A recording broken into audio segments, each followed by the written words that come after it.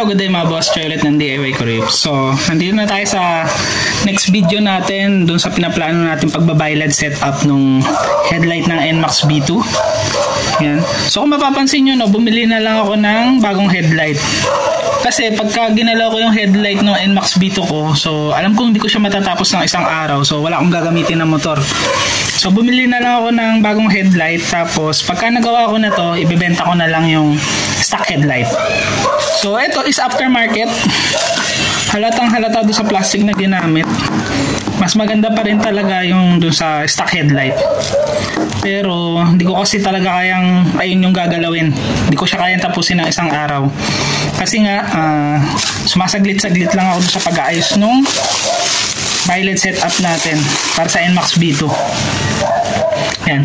So, bago tayo magkabit ng baylad setup, no, kailangan muna, linisin muna natin yung loob. Kailangan natin matanggal lahat ng component.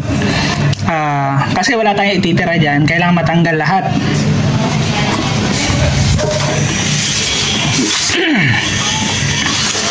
Tapos, doon pala sa hindi mga nakakaalam, ano, so meron pala tong adjustan dito sa likod. So, kung di nyo alam kung para saan itong mga screw na to, pang-adjust yan para doon sa ilaw, doon sa loob ng headlight. Yan.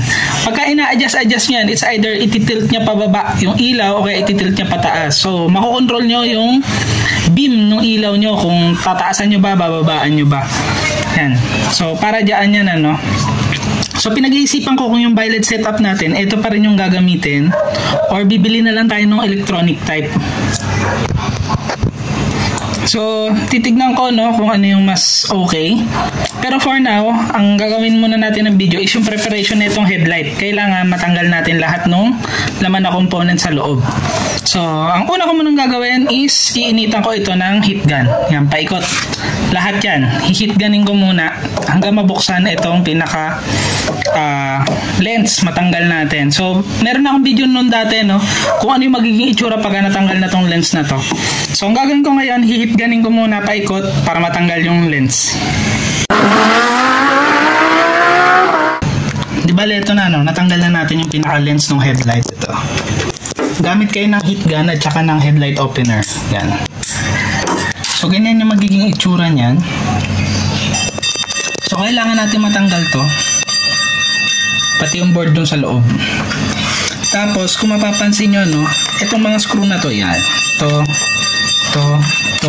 Ayan yung screw dito sa likod. Yan, pagka iniikot nyo yan, nag-a-adjust to. It's either aangat siya or bababa siya. So, pagka pinaangat nyo yung itong portion na to, yung buga ng ilaw nyo, pataas. Pero pagka ito pinababa nyo to, pinalubog nyo, syempre yung buga ng ilaw nyo, pababa. Ganun siya nagwo-work. So ngayon, ang gagawin natin, ikutin natin ang iikutin yung dito sa likod hanggang totally matanggal na to. Itong dalawang yan. Yan. Tapos, pag aftermarket yung headlight na binili nyo, yan. Wala siya nung parang sticky na sealant. Yan. So ito parang, ito yung rubber sealant lang to eh. Oh. Tapos parang may glue lang. So, ibang-iba siya doon sa stock na headlight. Nung binuksan ko yung pambihira, nung tinanggal ko yung lens, parang may bubble gum eh.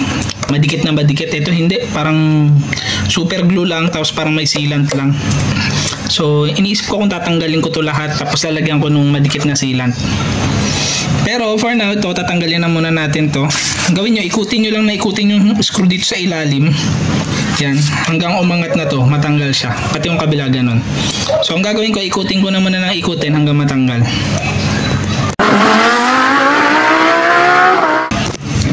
Bale, ito, no, natanggal na natin yung isa.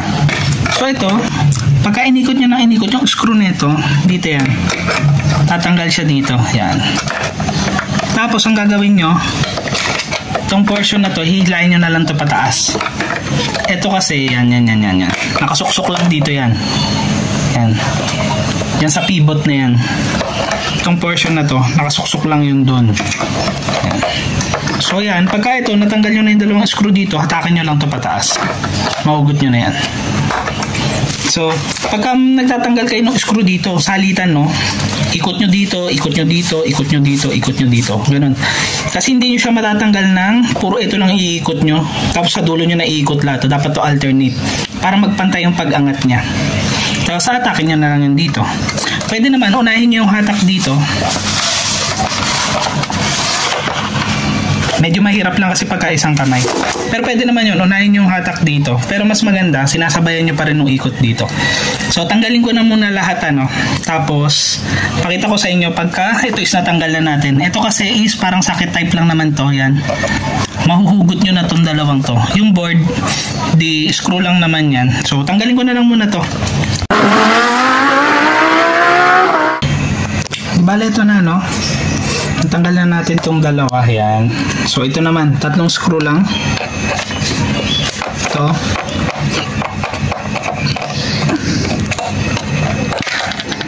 Ito.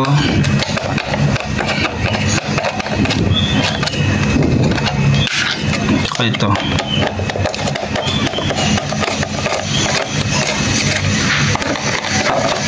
Yun. Tanggal na. Tapos, ito, pwede nyo naman ito. Yan. Yangat yun lang ito. Yun, tanggal na. Yan. So, ito is tapos na. Yan. So, ito lang yung kailangan nyo muna for now. Yan. Tapos, sa susunod na video natin, tatry natin i-set up yung magiging laman yan sa loob. Yan. Tapos ito hindi ko alam kung gagawa natin ng few modification ito. Kailangan kasi medyo umangat to para umabot doon sa ating pinaka plate ng bi-LED projector. Pero titignan natin along the way.